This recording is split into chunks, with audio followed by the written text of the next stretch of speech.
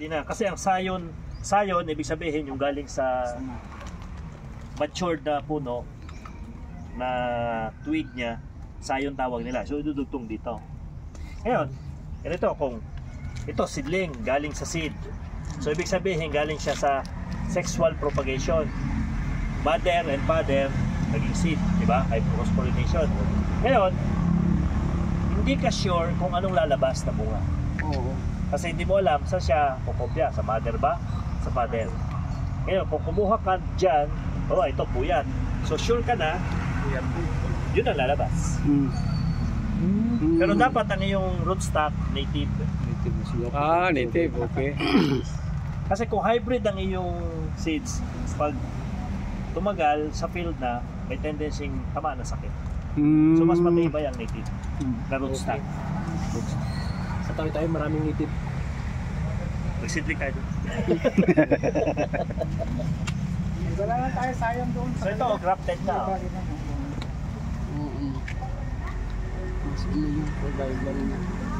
So, ang bag niya dito, at least ito standard nila, pero ako mas malaki. Doble. Bago mo i-graph. No, yung seed bag. Okay. Ito, 5 years to 7 years bunga. Yung sa akin, 3.5 bubunga ka na. Malaki yung niya bago. Di ba? 10 by 60. Ang rock, nila?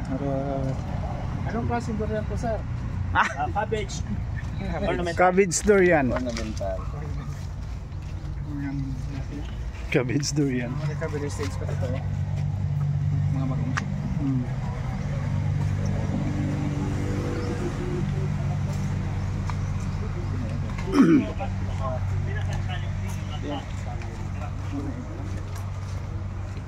Okay, yung vlog ko.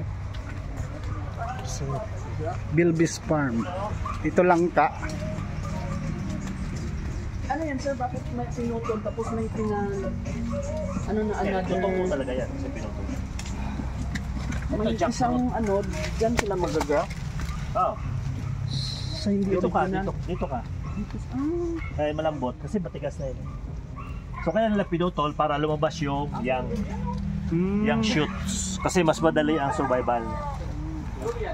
Yan lang ka na yan, mga 100 seeds galing sa Thailand.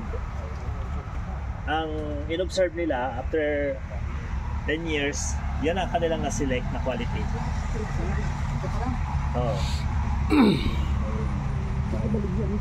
Kano yung salaw?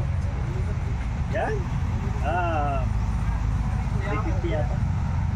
Pero yung pinakamatamis na jackfruit yung ABR dito sa Leyte. Nagpaparami na ako nun. Yun yung maganda. Anong concept sa Dito sa kanila, sweet bean ang tawag nila. It's from Thailand. From Thailand. Latex less at saka ABR. Ito, parang kaya mo ang mga 1 million to 2.5 million per hectare. Langka lang. Paano? Tignan natin yung langka. Uy, sa tawid-tawid naman siya mga sinuhulig sa.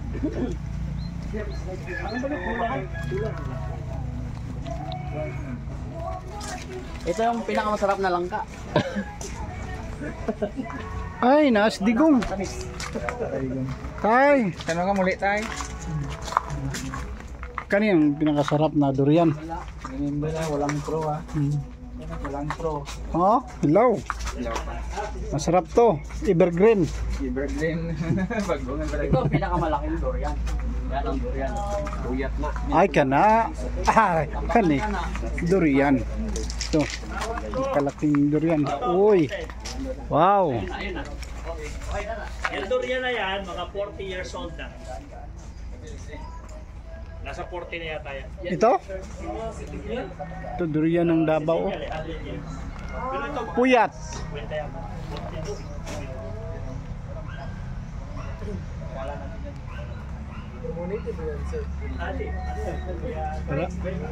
Ito tested.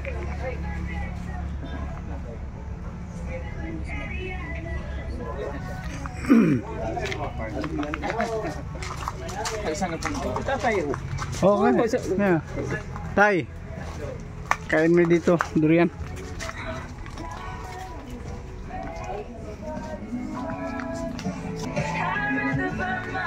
Durian. Puyat. Frozen. Picture ka bro. Durian. Oh, sarap yan ah. Ito kakao. Oh. So, ito Belvis Farm. Bilbis Farm. Is 250 half kilo 250 pesos. sa store. Dito parang ano yata, nasa 200. So iba, isabihin kung 400 ang kilo, ang isang bunga, ilan. Laki. Ayaw mo mga 8 kilos to 10 kilos.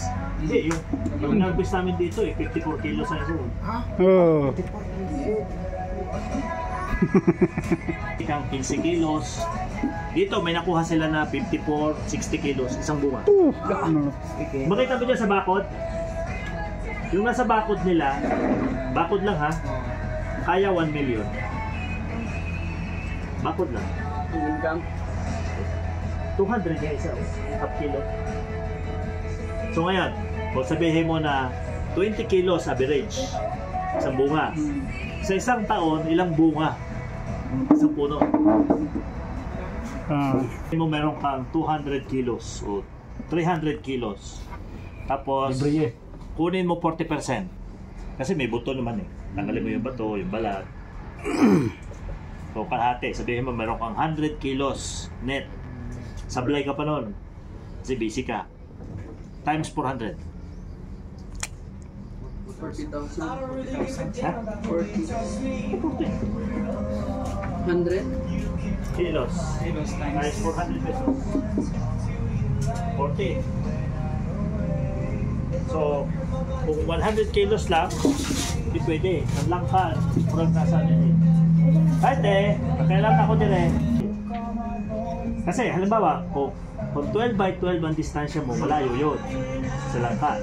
Pwede naman ang 10. So kung 10 by 10 ka, so kaya mo 120 ng puno. So ibig sabihin, ang isang puno pala, ang isang puno ha, meron siyang life value of the tree. So magkano ang life value of the tree? 40,000 per year. Times 30 years. Yun yung life value ng isang puno. O di mo atiman yung puno? Kasi di ba ang puyat malalaki, kaya niya 4 kilos. So sabihin mo ano na, 3 kilos average, 100 ka po. So 300 kilos. Magkano ang puyat ngayon? Kapag sabihin natin 60 pesos. 18,000 per year isang puno. Times, ito 40 years old ka, bubunga pa. O, sabihin mo, times 40. So, Tangka lang. oh, Farm na. sa farm is 300. O, sige, mag-target ka ng 100 na bunga times 2 kilos lang. So, 200 kilos times 300. So, ang isang puno sa isang taon, 60,000. Okay, 12 by 12 ang distance. Times 100. Times 100. No, 73. 73. So, sa isang hektarya, magkano ang benta mo? 4,000 kaya 4.3 times 30 years. Na. Sige ka harvest. 131,000 in 1 hectare. million. Okay, sablay ka, 50%. 31 million. So, ibig sabihin ganito, ang isang puno pwedeng magbigay sa'yo ng 60. Million lang. So, magkano gusto mong sabihin mo? Gusto ko 60,000 sa isang buwan. O di magtanim ka ng 12. Sila. Wait akong tagaan. Sunod-sunod ko sa iya. Oh, para siyang langka. Langkap ni Paul. Pwede mo na lang ang is APR. The sweetest jackfruit in the world. Pagtigay mo ng isa, kahit for life din na kayo magkita. Kasi para bang uminom ng Robitussin. 400 ang kilo. 1-2. So, ang isang puno, 1-2. Pero kaya mo makatanim sa isang hektarya ng 1,200 na puno. Sarap. 1,000. So, 3 kilos. Target mo. Times 400. Times. So, sa isang puno. Isang hektarya, mga 1-2. Sa taas. Nakikita nyo sa YouTube, nasan pa? Mataas. Dahil mataas. Bakit? Ikit kayo. Kasi nung maraming kakao dito, may saging, may kape, may mga so Ah. intercropping. Oo. Pero ang durian, manluod pa na siya. Samay. Ako, durian. May saging dyan. Hindi ako magsanga dyan. Antay ako doon sa taas. Taasan ng saging. Ganun siya. So, ang distance mo, 8. So, naglabas ka ng sanga. So, nakasobra na ako ng 4. Hindi ka magsasanga dyan. O, hindi na, stop na ako. So, ngayon, katagalan, papatayin niya to. Doon siya magsasanga sa taas. Ang durian, pag magsanga ng ganyan, hindi ka mabunga. Dapat din. Mm.